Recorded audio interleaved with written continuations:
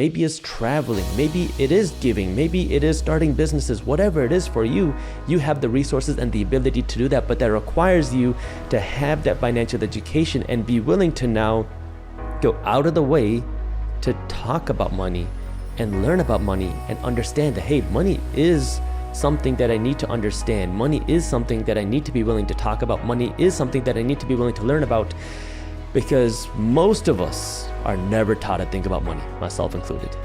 Yeah, I mean, I love that thesis, and I would agree with you, because I had similar rhetoric in my language growing up. So when we talked about money, it was, we always had just enough.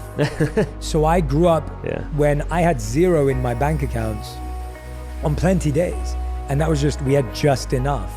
Or we often talked about money as if we went to a place where someone had a nice home or someone had a nice car, the conversation would be, oh, well, that person does some sketchy stuff.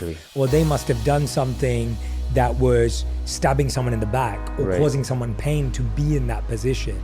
And so you start creating this very negative, toxic view towards money.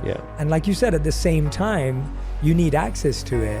Have you ever figured out what it was for your parents that you think created that disparity in their relationship with money? Have you ever probed that? Have you ever understood that? Well, because it comes from somewhere, right? Yeah, I think it's a cultural thing. You know, I think across the Indian culture, my parents are from a state in India called Punjab. Culturally, you know, money is just one of those things, like even in my culture, my religion, like there's this concept called kirat karo, which means earn an honest living. Now, many people have interpreted that, you know, in many different ways of, oh, don't worry about money, don't talk about money. And in the Sikh religion, there's also this big concept of seva, which means selfless service, giving back. And so there's this kind of like real giving aspect, which is great, and I agree with. But many times we overlook the idea of, how about the earning aspect? How do we earn? How do we take care of ourselves? Because the way I look at it is, if you want to be able to fill somebody else's cup, you want to feed somebody else, you have to be able to feed yourself first. And this is a lesson that my grandfather taught me. My grandparents are immigrants, or they were refugees before they came and lived with me. They were refugees because the state of Punjab used to be much larger. 1947, the state was severed. And if you were a Sikh and you were on the west side of Punjab, you had to migrate east, otherwise you were going to be killed.